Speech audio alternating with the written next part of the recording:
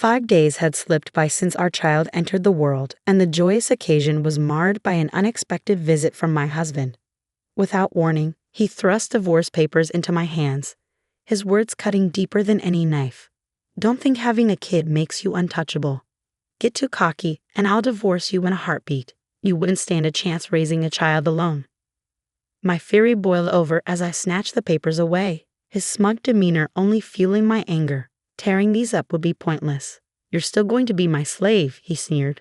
Ignoring his taunting laughter, I signed the papers and declared, "Fine, let's get divorced. My name is Stella, 32 years old.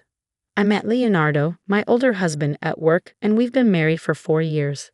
He always envisioned me as the supportive homemaker while he pursued his career ambitions. We both wanted children, but our journey to parenthood was fraught with disappointment. Despite his insistence, blaming me for our infertility, I couldn't bear the weight of his accusations any longer. Leonardo's frustration mounted with each passing year without a child. He lashed out, blaming my lack of fertility on my role as a stay-at-home wife. His demands for household chores became increasingly unreasonable, turning our home into a battleground. Though far from my hometown, I couldn't endure the emotional turmoil any longer.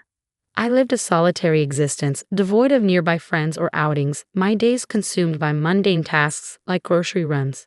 Without employment, my financial freedom was scarce, contributing to the suffocating monotony of my life.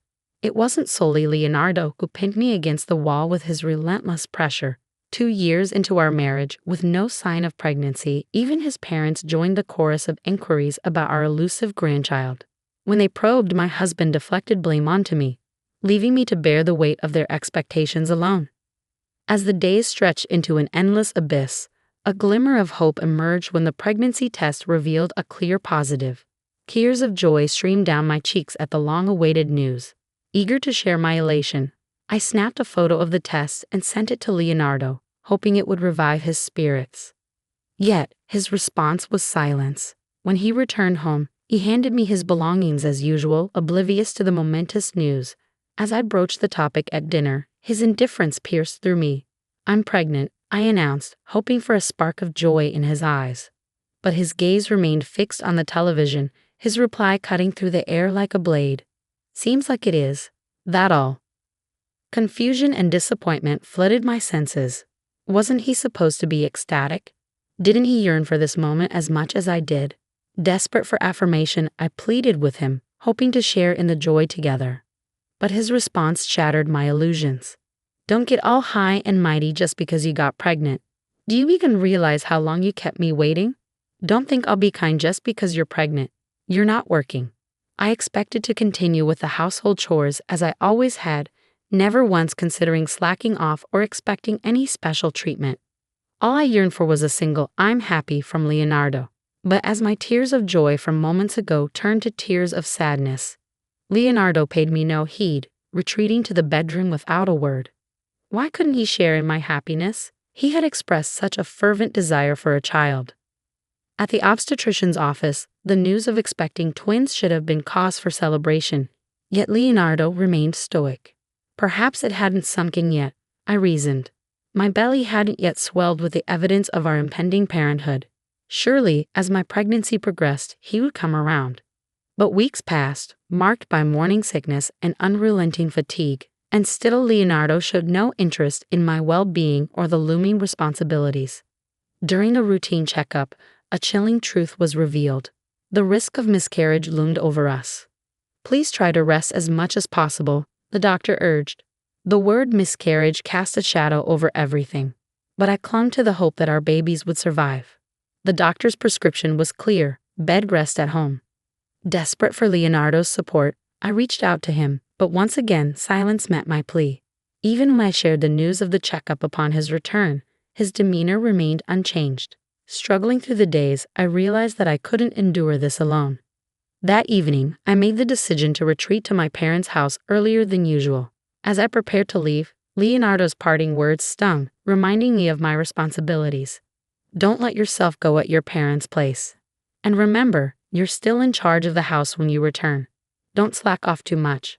The next morning, with my parents' support, I settled into the familiar comfort of home. Despite the uncertainty surrounding my pregnancy, The reassurance from several checkups was a small comfort amidst the turmoil. When I reached out to Leonardo to share the news of my latest checkup, his response was curt, lacking the warmth I longed for. But what truly shattered my illusions was the unexpected sound of a woman's voice on the other end of the line, calling out to Leonardo. It was a jarring realization, confirming my suspicions that his love for me had waned. Rubbing my growing belly, I resolved to face the truth.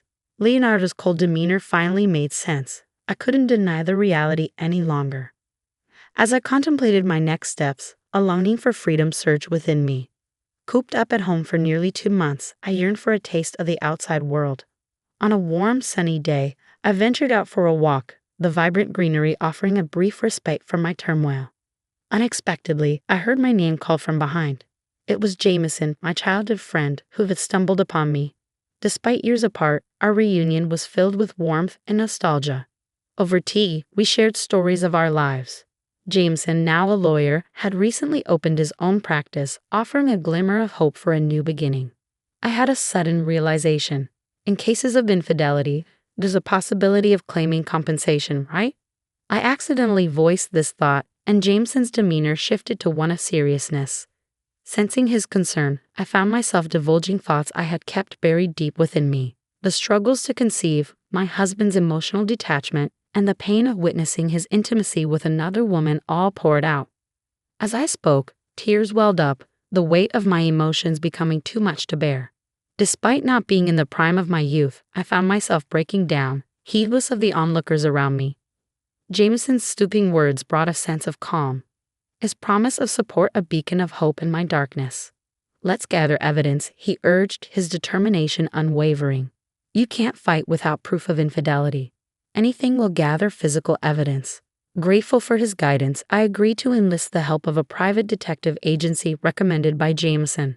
With their expertise, we uncovered the painful truth. Leonardo had been entertaining his mistress in our own home, their affair flourishing under my unsuspecting gaze. The woman, a colleague from our workplace, had been well aware of his marital status, yet chose to engage in a clandestine relationship with him. It was a devastating blow, especially considering the timing coincided with Leonardo's growing frustration over our infertility struggles. Blaming me, he had treated me as little more than a servant, indifferent even in the face of my pregnancy. Anxiety gnawed at me as I faced the impending arrival of my first child. Little did I know, while I grappled with the uncertainties of motherhood, my husband was entangled in an affair with another woman. Learning this truth ignited a fury within me. So that was why he couldn't muster any joy when I finally conceived. While I endured the pains and anxieties of pregnancy, he reveled in his own pleasure. Mere divorce wouldn't suffice. I was determined to make him pay for his betrayal. With Jameson the lawyer by my side, we crafted a plan to ensure justice. Jameson's unwavering support bolstered my resolve, his genuine concern a beacon of comfort in my storm. On the day of my delivery, amidst the pain and anticipation, I brought 2 healthy twins into the world. Yet it was only on the 5th day that Leonardo deigned to show his face. His callous words pierced through me like daggers, his disdain evident even as I lay recovering from childbirth. "You took 9 days in the hospital, huh? What a luxury," he sneered. "You couldn't even get pregnant quickly, neglected your duties at home, and ended up with a C-section. You're a failure as a woman." His words were a cruel blow, especially considering the circumstances. He didn't even spare a glance at our newborns. Containing my rage, I accepted the piece of paper he thrust towards me. Divorce papers, already adorned with his signature. "Don't think having kids makes you untouchable," he spat. "If you slack off on housework because of them, it's instant divorce. You'd be in trouble if we divorced, right? I won't forgive you." My husband brandished the divorce papers before me, his actions igniting a fiery rage within me. I snatched the papers from his grasp, his taunts falling on deaf ears. "Tearing it up is useless," he sneered. "I can easily obtain another from the city office." Ignoring his derision, I retrieved a pin from my bag. "Fine, let's get a divorce. It's something I've been wanting too," I declared, my determination unwavering. "And I won't allow you near the children. I want you gone from this place as soon as possible." With those words echoing in my mind, I signed the divorce papers, Leonardo's sneer only fueling my resolve. As he reached out to snatch them back, his threats echoed through the room. Do you even know what you're saying? How will you raise these kids alone? You should just be my slave for life." But I was resolute. "I've already informed my parents of our decision. From now on, I'll live with them. I don't meet a man who cheats on me," I countered, my voice steady despite the turmoil within. "How long do you think that bravado will last? You can't make it without me. You'll regret it when it's too late," he warned, his arrogance palpable. However, before the tension could escalate further, a new voice cut through the room. "Excuse me, my name is Mr. Wood, and I'm Stella's lawyer," Jameson announced, stepping into the fray. Leonardo's grip on the papers faltered at the unexpected intrusion.